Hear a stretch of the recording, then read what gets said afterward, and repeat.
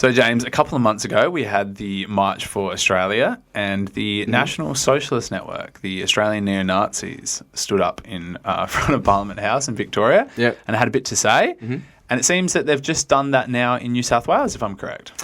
Absolutely correct. They have been building momentum, so to speak, and I guess building popular support, so to speak. But you're right, they've been quite active, shall we say, this year. Obviously, we had the anti-immigration march, which I'm not really sure if anyone who attended was actually sure what they were protesting for, but good on them. Grassroots activism. And one of the main things that came out of that was in all the cities, the speeches in the march were usurped by the NSN. Yeah, and we covered this. We did cover this. I, in some ways, was quite impressed by how politically savvy they were. They are very politically savvy. We'll get onto that a little bit later. Yeah. Obviously, we do not condone or agree with any of their policies. However, then we recently saw, a couple months ago, they had a midnight march in Melbourne. Yep. I think it was 4 a.m. and they had all the boys there with their it was like with their drums, little marching band, all standard, matching black uniforms, masks, very organised, appeared to be quite disciplined. And then last Saturday this is quite unprecedented actually, we had a large rally outside the New South Wales Parliament building. Yes. So to my knowledge, about between 60 and 70 members, and they all stood there for like a photo op outside the New South Wales Parliament building with a large sign that said, "Abolish the Jewish lobby." And they were very much in and out. They kind of rocked up and left before any arrests were made or the police were able to move them on. Correct. And obviously that message, "Abolish the Jewish lobby," while, again, don't agree with anything they've said, but we have on this show pointed out the kind of undue influence of the Zionist lobby. We've been very critical of the Israeli state's influence through lobbying of the Australian government, have we not? We have. Yes. And I think that's quite reasonable. Yeah. But this is a classic tactic of the neo-Nazis, is they say the Jewish lobby. Yeah. So they equate the problem as not a political problem, but an ethno-religious problem. Yes. Which I fundamentally disagree with. Yep.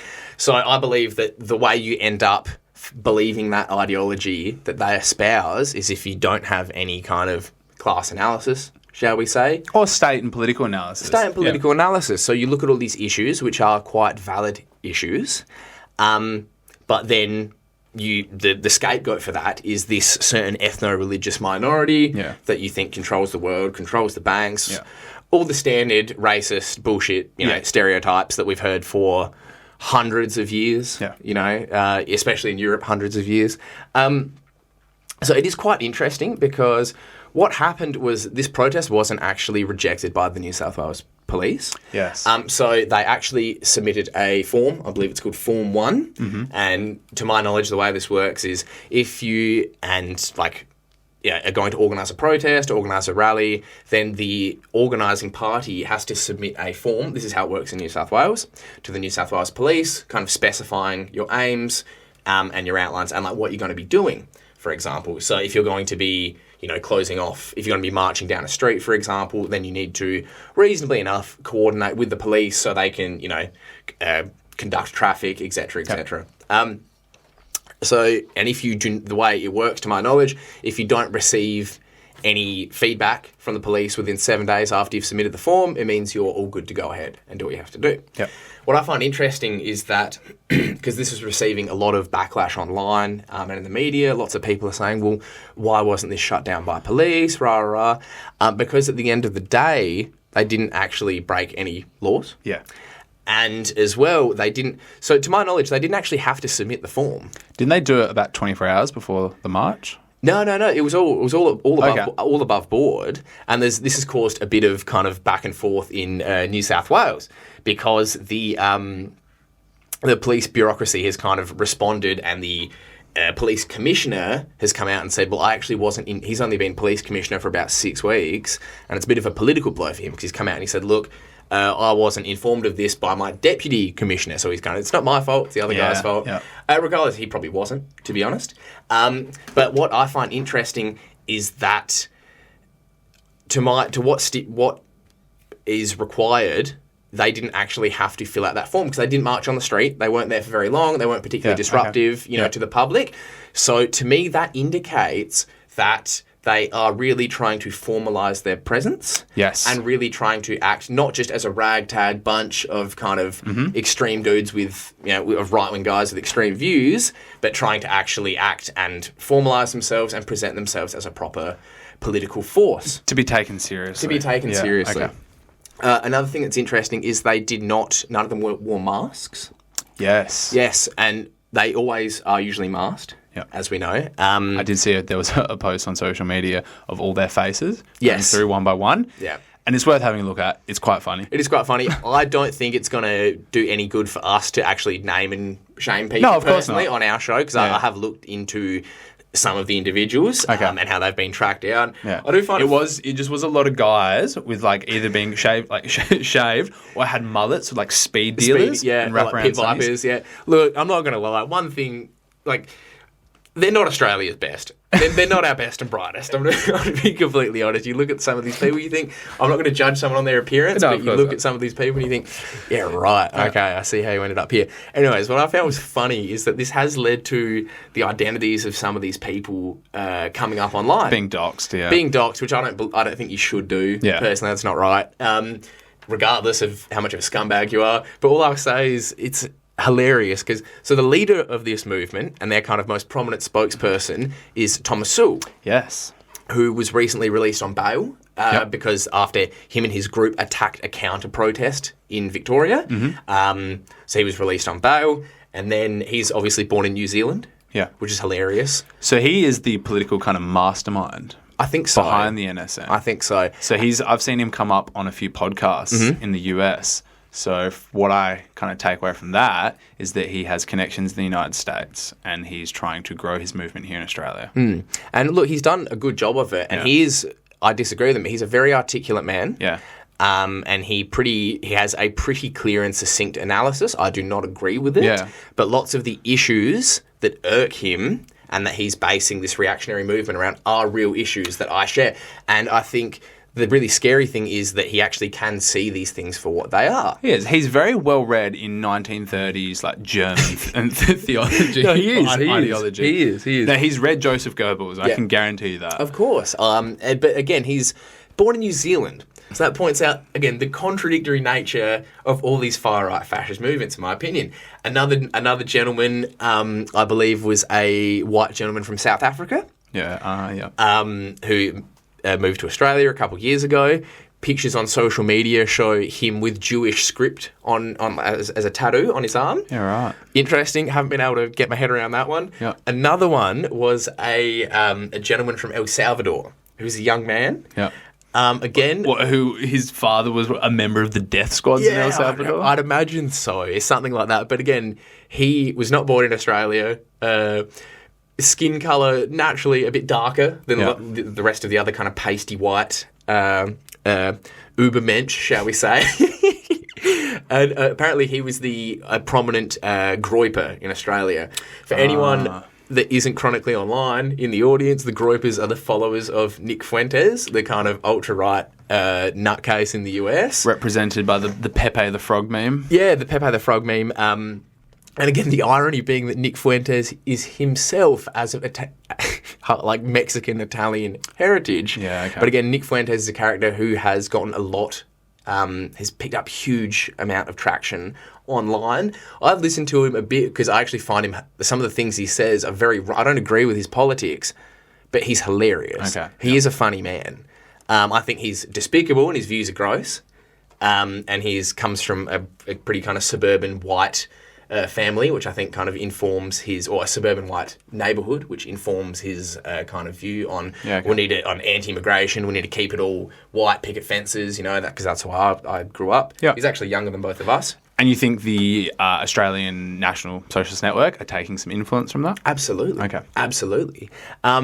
Another one, just a quick side, another one of the gentlemen, I believe it's been revealed, he owns an air conditioning supply and installation company in New South Wales. As refrigeration mechanics ourselves, I just say, come on, mate, do better.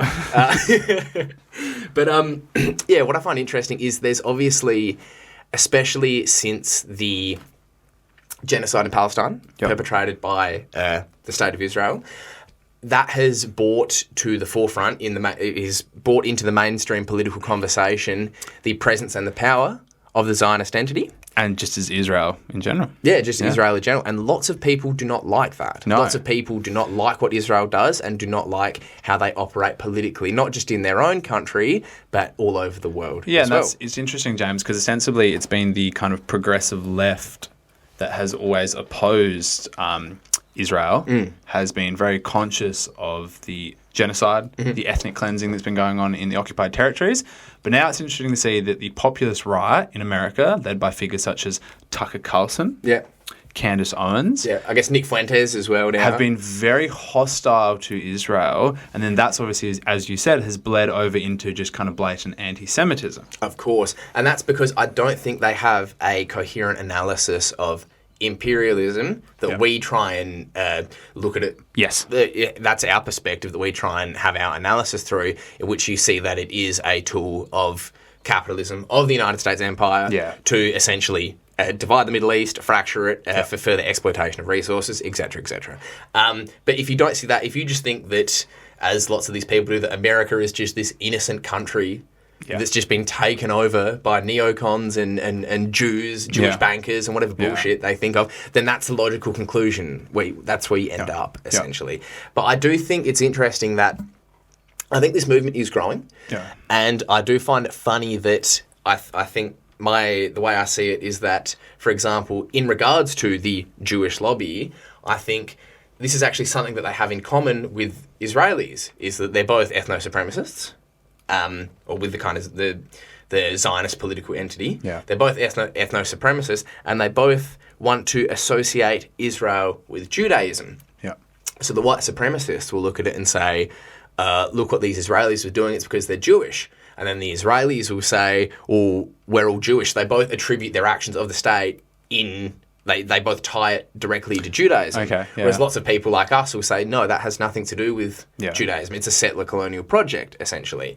But that's just a weird kind of little contradiction, but I guess they both agree on that same point. Yeah, it was the beauty of the contradiction with inside. Of course. And it's a bit of it's a head scratch, but once I think you do a bit of reading and do a bit of analysis and really kind of bring it back to your first principles of analysis, that's kind of where you end up. Another thing that's interesting is that they have now changed their name from the National Socialist Network.